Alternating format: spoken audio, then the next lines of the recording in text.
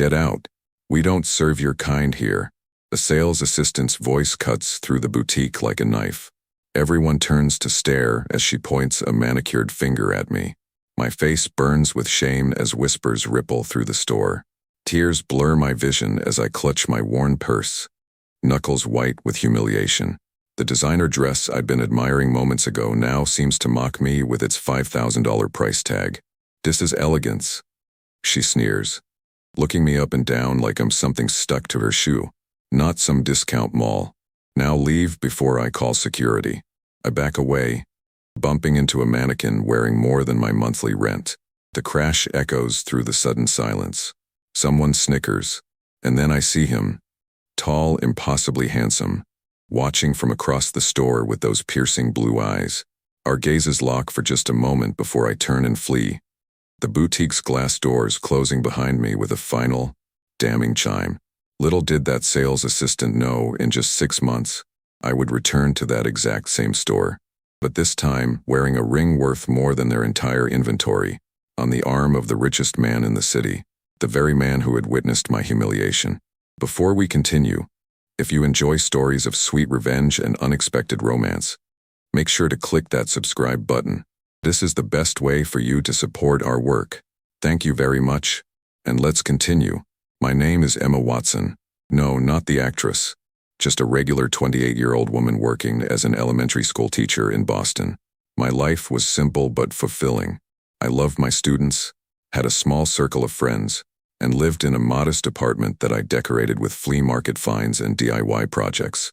Fashion had always been my secret passion, though my teacher's salary meant most designer items remained firmly in the realm of fantasy. That fateful day at Elegance Boutique was supposed to be a rare treat to myself. After receiving a small inheritance from my grandmother, $3,000 that I'd earmarked mostly for student loans, I decided to splurge just a little. Not to buy anything, just to look, to touch the fabrics I'd only seen in magazines, to dream a little. I dressed in my best outfit that morning, a vintage skirt I'd thrifted and a blouse I'd saved for months to buy. I'd even put on makeup and styled my usually untamed curly hair. Looking in the mirror before leaving, I thought I looked presentable enough to browse in an upscale store. How wrong I was. The moment I entered Elegance, I felt out of place. The store was all gleaming white surfaces and harsh lighting that seemed designed to highlight any imperfection. The sales assistants wore all black, their faces a study in practiced indifference as they glided between displays that held items with no price tags. The universal signal that if you had to ask, you couldn't afford it. Still, I gathered my courage and began to browse, running my fingers gently over silks and cashmeres, imagining a life where I could walk into such a place without my heart hammering in my chest. That's when I saw it. A midnight blue dress with delicate beading that caught the light. It was the most beautiful garment I'd ever seen. "Can I help you?" The voice was cold, suspicious. I turned to find a sales assistant watching me, her eyes flicking from my face to my worn leather bag. "I was just looking at this dress," I said, trying to keep my voice steady. "That piece is $5,800, she said, emphasizing each syllable as if speaking to a child. "Plus tax." "It's beautiful," I said, withdrawing my hand. I was just admiring the craftsmanship. That's when her expression changed from suspicion to outright disdain. "We don't do window shopping here. This isn't a museum." "I understand." And that's when it happened. The humiliation I described earlier, the command to leave, the crash of the mannequin, and those blue eyes watching from across the store. I spent the next week trying to forget the incident, throwing myself into teaching my third graders and planning lessons with forced enthusiasm. But at night, the memory would return. The stares, the laughter, the burning shame. "You have to stop obsessing," my best friend Mia told me over coffee the following Saturday. "That woman was a witch, and places like that are designed to make regular people feel inferior. It's how they justify charging thousands for something that costs hundreds to make." "I know," I sighed. "It's just I felt so small, so worthless." "You are worth 1,000,000 of those plastic people," Mia said fiercely. "Now finish your coffee. We're going to that new bookstore opening downtown." I heard the owner is some reclusive billionaire who's actually going to be there today. Maybe you'll meet him and he'll sweep you off your feet." She grinned, and I couldn't help but laugh at her outlandish suggestion. If only I'd known how prophetic her words would be. The bookstore was crowded with people eager to see the new 3-story literary haven that had transformed an old bank building into a reader's paradise. Books of every genre filled elegant shelves. Comfortable reading nooks were tucked into corners, and the original bank vault had been converted into a rare books collection.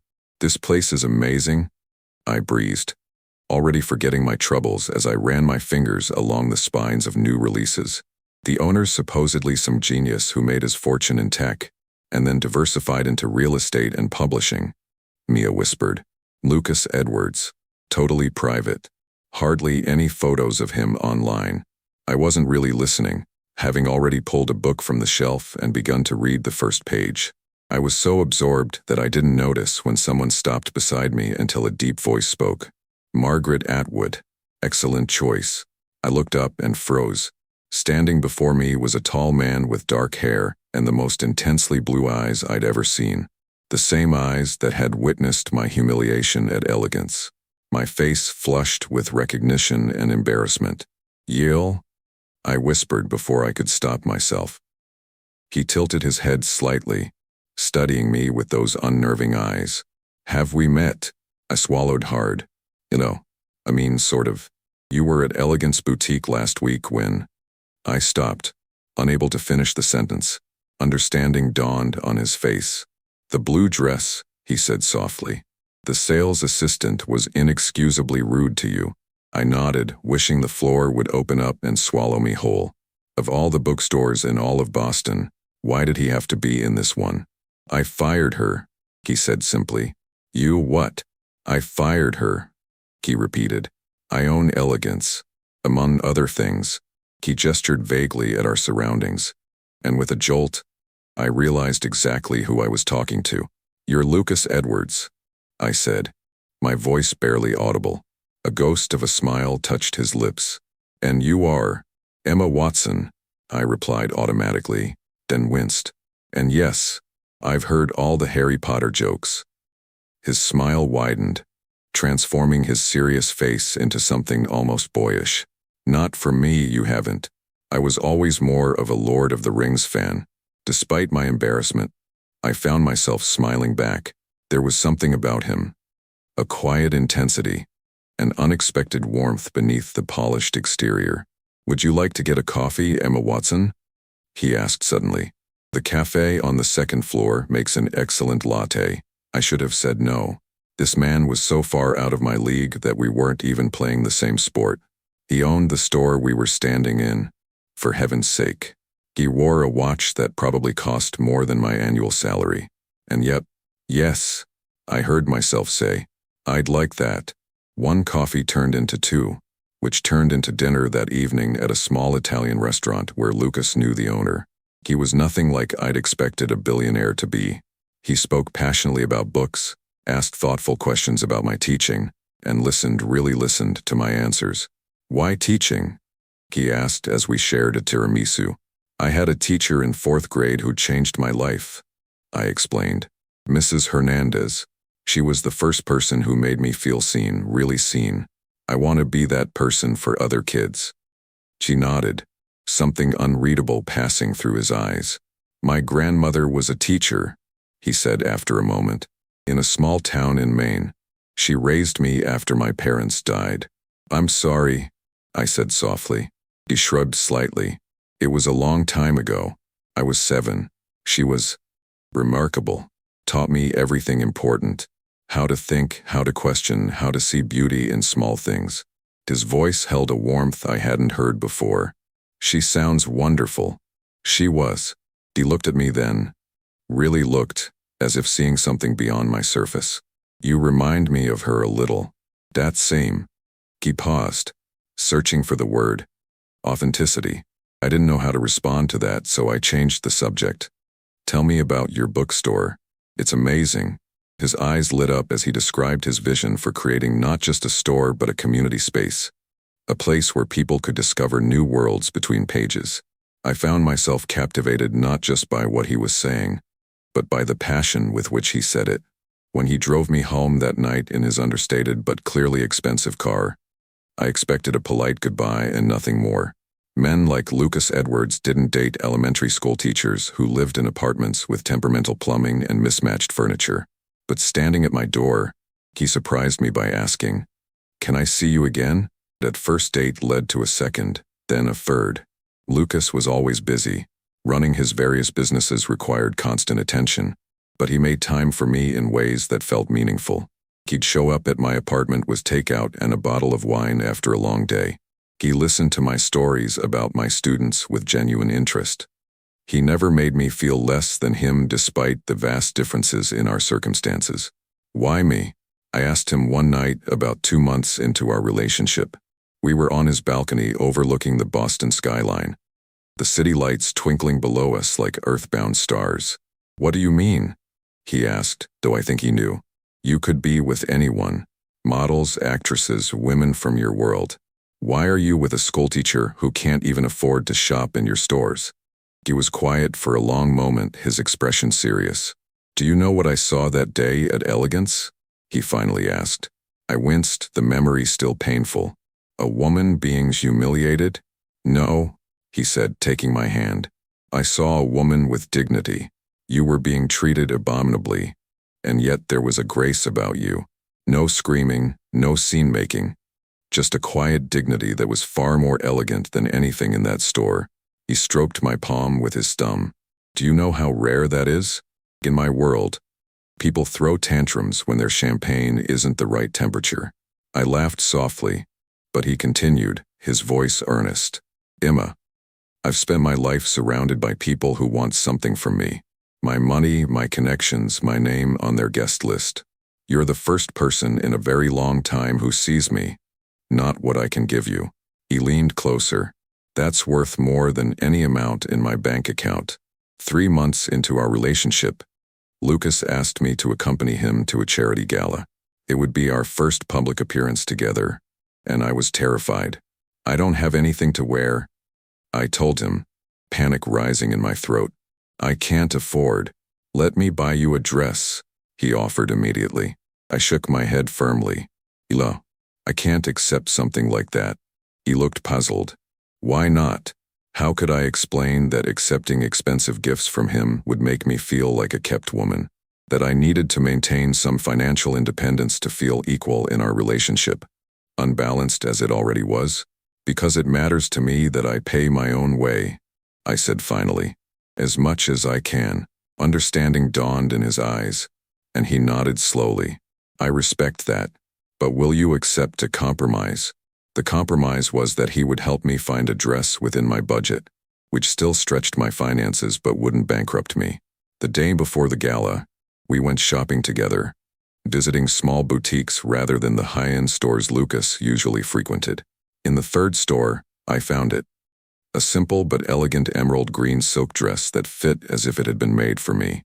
It wasn't designer, but it was beautiful, and most importantly, after some scrimping, I could afford it. The night of the gala arrived, and as I put the finishing touches on my makeup, I felt a flutter of nerves.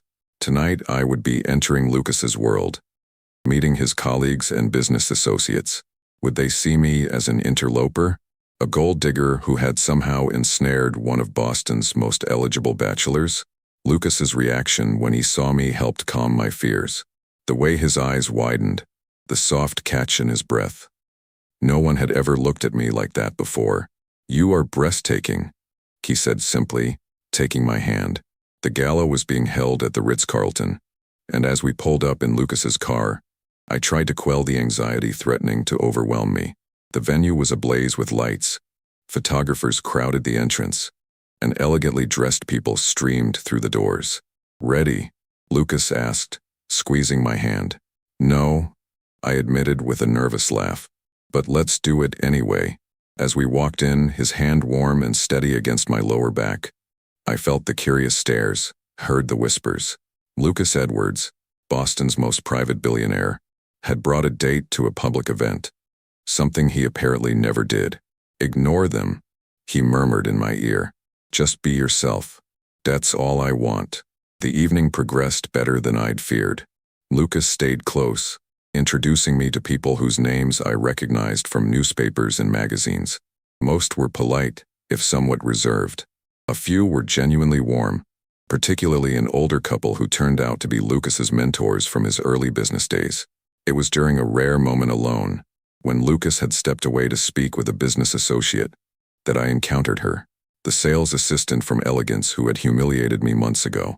She was dressed in an obviously expensive gown, her arm linked through that of an older man with silver hair and a practiced smile. For a moment, I thought she wouldn't recognize me, but then our eyes met, and I saw the flash of recognition, quickly followed by calculation.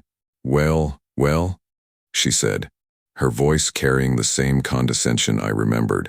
Nook, who's here? Did you win some kind of charity lottery for underprivileged teachers? The barb stung, but I was not the same woman who had fled her store in tears. Good evening, I said calmly. I'm surprised to see you here, considering you're no longer employed at Elegance. Her smile tightened, a minor setback. My fiancé. She nodded toward the silver-haired man now engaged in conversation nearby. Is on the board of Harrington Luxury Group. I'll be back in the industry soon enough, perhaps even managing my own boutique. She leaned closer, dropping her voice. Word of advice? Enjoy your time with Lucas while it lasts. Men like him might slum it for a while, but they always come back to their own kind. Before I could respond, I felt a warm hand on my shoulder. Emma, Lucas said, his voice pleasant but with an underlying steel I'd never heard before. I see you've met Veronica again. Veronica's expression morphed instantly into a simpering smile. Mr. Edwards, I was just catching up with your friend. Such a small world. Indeed, his tone was arctic. Small enough that word travels quickly about people who build themselves up by tearing others down. He looked pointedly at the silver-haired man, who was now watching our interaction with concern. I wonder if Raymond knows about your termination for cause from my company, or about the customer complaints that preceded it. The color drained from Veronica's face. Emma, Lucas said, turning to me and deliberately cutting her off. The orchestra is starting. I believe they're playing our song. There was no our song, but I understood the escape he was offering. Of course, I said, taking his arm. To Veronica, I simply nodded. Enjoy your evening.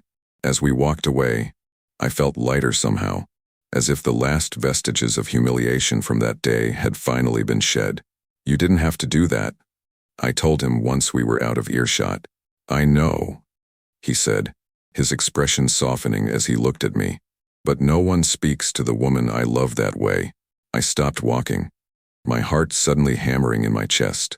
The woman you what? He seemed to realize what he'd said, a rare uncertainty crossing his features. I had planned to tell you this differently, he said, taking both my hands in his, perhaps somewhere more private than the middle of a charity gala. Tell me what? I whispered, hardly daring to hope. That I love you, Emma Watson, he said simply. I think I started falling in love with you that day in the bookstore when you talked about your students with such passion. And every day since has only made me more certain.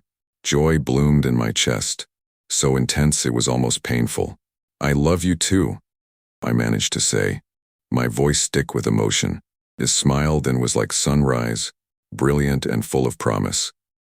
He leaned down to kiss me, gentle and sweet, seemingly unconcerned about the hundreds of Boston's elite surrounding us. When we broke apart, he pressed his forehead to mine. Move in with me, he said softly. Nokus. I know it's fast, he continued, but I'm tired of evenings that end with me driving back to my empty penthouse. I'm tired of calling you to say goodnight instead of being able to hold you. Say yes. How could I explain my hesitation? That I valued my independence, my modest but hard-earned life? That I feared losing myself in his world, becoming an appendage rather than a partner? I need time, I said finally. Not because I don't love you, but because this is big, really big. He nodded, disappointment visible in his eyes, but respect there too. Take all the time you need. I'm not going anywhere. The next few weeks were a whirlwind. News of our relationship had gone public after the gala, and suddenly I found myself the subject of intense interest. Reporters tried to interview my colleagues at school. Paparazzi waited outside my apartment. Social media was ablaze with speculation about the ordinary teacher who had captured one of the country's most eligible bachelors. Some of the coverage was kind. Much of it was not. "Gold digger strikes it rich," screamed one tabloid headline over a photo of me entering my apartment building. From classroom to penthouse. "Teacher trades lesson plans for luxury," declared another. Lucas was furious, offering to set his legal team on the publications, but I refused. "It would only make things worse," I told him. "They'd see it as confirmation that I'm using you." "I don't care what they think," he said fiercely. "But I do," I admitted. "I care too much, and that's the problem." The scrutiny was taking its toll. I felt judged everywhere I went. At school by parents who suddenly treated me differently. At restaurants where diners would stare and whisper. Even at the grocery store where cashiers would do double takes when checking my ID for wine. 5 months into our relationship, Lucas took me to a small coastal town in Maine. "My grandmother's house," he explained as we pulled up to a charming but modest Victorian home overlooking the Atlantic. "I keep it exactly as it was. No one knows I own it." The house was like stepping back in time. Worn, comfortable furniture, bookshelves overflowing with well-read classics, black and white photos on the walls. "This is where I come when I need to remember who I really am," he told me as we walked through the rooms. Not Lucas Edwards the businessman, just Lucas, the boy who loved to read and build things in the garage. That weekend, walking along windswept beaches and cooking simple meals in the old-fashioned kitchen, I saw a side of Lucas I'd never fully appreciated before. Here, away from Boston and business and expectations, he was relaxed and playful, telling me stories of his childhood summers in this house. On our last evening, sitting on the porch swing watching the sunset paint the sky in shades of pink and gold, he took my hand. "Emma," he said, his voice uncharacteristically hesitant. "These past months have been the happiest of my life." "Mine too," I said softly.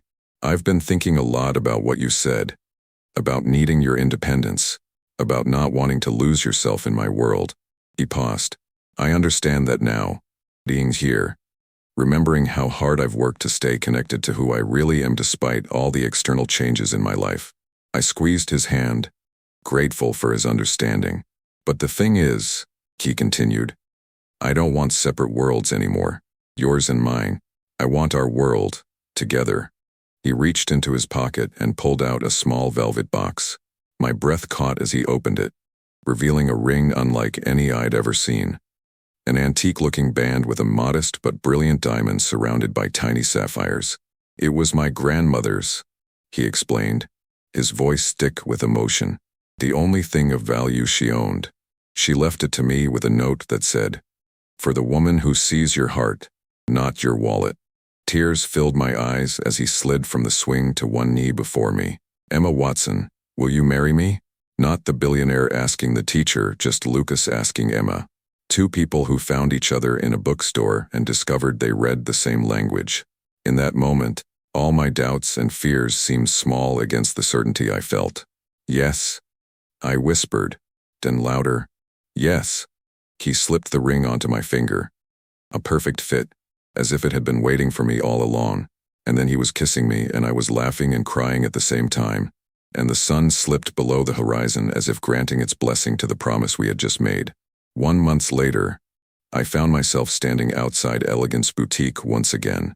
This time, Lucas was at my side, his hand warm and steady in mine, the antique engagement ring catching the light. "Are you sure about this?" he asked, studying my face. I nodded. "I need to do this. For me." He understood. This wasn't about revenge or showing off. It was about closing a circle, about walking back into a place that had once made me feel worthless, now knowing my true value. A value that had nothing to do with bank accounts or brand names. We entered together, the familiar chime announcing our arrival. The store looked exactly as I remembered. Gleaming white surfaces, harsh lighting, impossibly expensive clothes displayed like museum pieces. A different sales assistant approached, her eyes widening slightly as she recognized Lucas. "Mr. Edwards, what an unexpected pleasure. How may we assist you today?" Lucas looked to me, following my lead.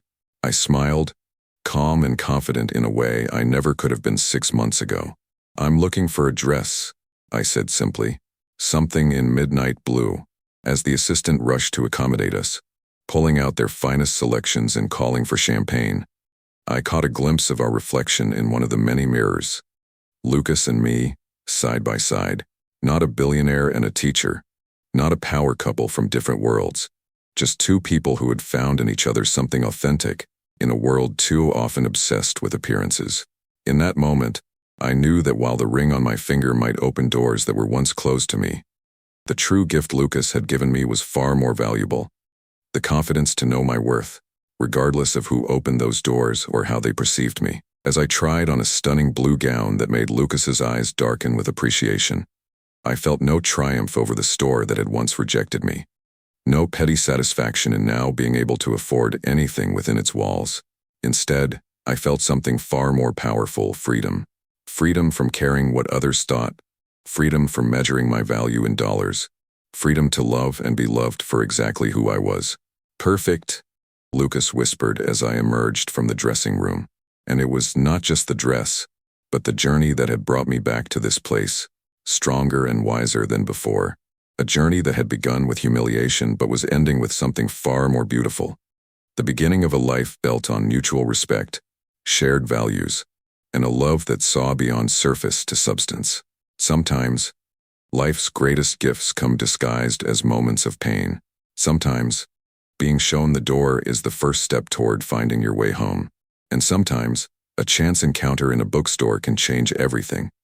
If you have the courage to turn the page and begin a new chapter.